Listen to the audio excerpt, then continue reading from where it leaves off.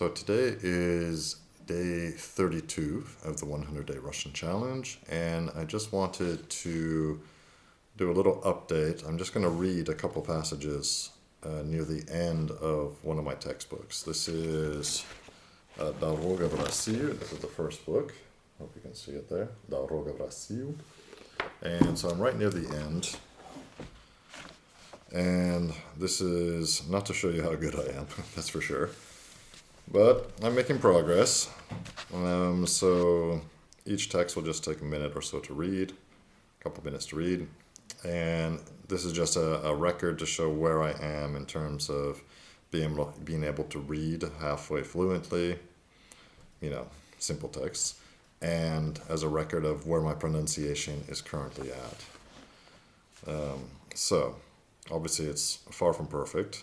This is only day 32, but hopefully it's at least understandable. If any Russian speakers out there have any comments, please don't hesitate to put them in the comment section. So, here we go. This is written from the point of view of one of the students who's learning Russian. In this textbook, we have several characters, so to speak. And one of them is called Van Lin, who is from China. Okay, so here's what she says. Я очень люблю театр. Когда я приехала в Москву, я узнала, что в Москве есть очень хорошие театры. Я сказала преподавателю, что мне нравится театр, но я еще не очень хорошо понимаю по-русски. Преподаватель посоветовал мне посмотреть балет, потому что язык балета понимают все. И русские, и китайцы, и американцы. Недавно мы вместе с подругой были в театре и посмотрели балет «Откуда и куда». Это новый философский балет. Известная китайская балерина Ваня Су приехала в Москву и помогла сделать этот балет. А современные китайские композиторы написали музыку. Это очень красивая музыка и очень красивый балет. Мы с подругой с удовольствием посмотрели этот балет. Я советую вам тоже посмотреть его. All right, and the second one. This is an interview with Ilya, a very famous musician. Илья, вы очень известный музыкант. Сколько лет выступает ваша группа Мумитроль? Моя группа выступает уже 34 года. 34 года. Давно вы занимаетесь музыкой? Очень давно.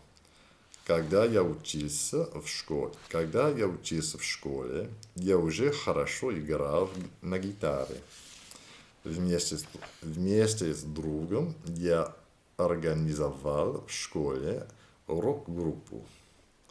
Это было в Москве? Нет, это было во Владивостоке. А что вы делали во Владивостоке? Я знаю, что вы москвич. Я приехал во Владивосток вместе с мамой и папой. Мой отец работал там архитектором. Мама работала художником-модельером. Я учился в школе, а в свободное время занимался музыкой. Уже тогда я хотел быть музыкантом. Сколько времени вы жили во Владивостоке? Очень долго. Я учился там в университете, изучал китайский язык. Владивосток находится рядом с Китаем, поэтому я очень интересовался историей и культурой Китая. Вы были в Китае? Да, я ездил в Китай. Это очень интересная страна. Я много путешествовал там на поезде, на велосипеде и даже пешком. Мне очень нравится Китай. А где вы были еще? 3 года я жил в Лондоне, работал там в фирме и занимался бизнесом. И занимался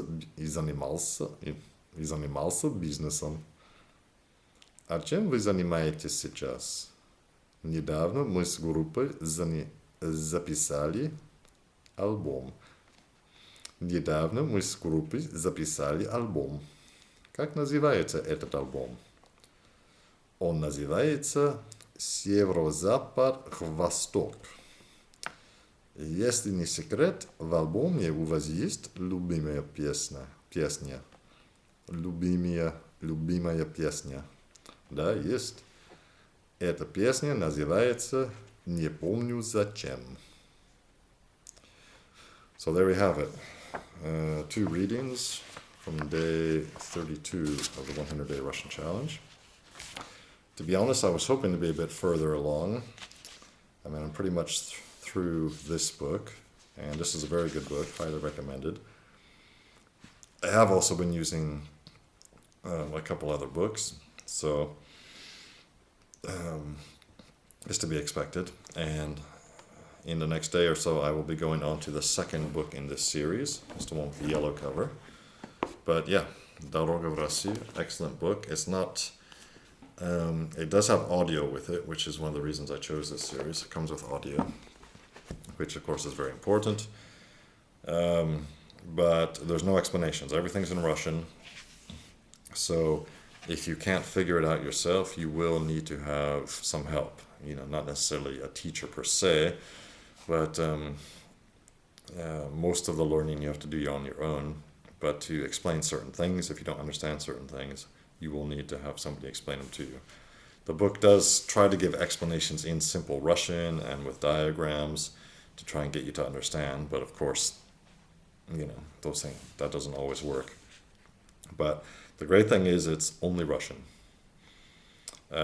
which I think is great. So there's a lot of content here, a lot of sentences to read, a lot of structures to learn, a lot of practice, a lot of charts showing different endings in different cases, and a lot of practical exercises using what you're learning. So I think it's great. And like I said, it comes with audio, which is critically important when you're learning to speak a language. So highly recommended. I look forward to starting book 2 of this. If anyone has any comments on my Russian so far, please leave them in the comments below.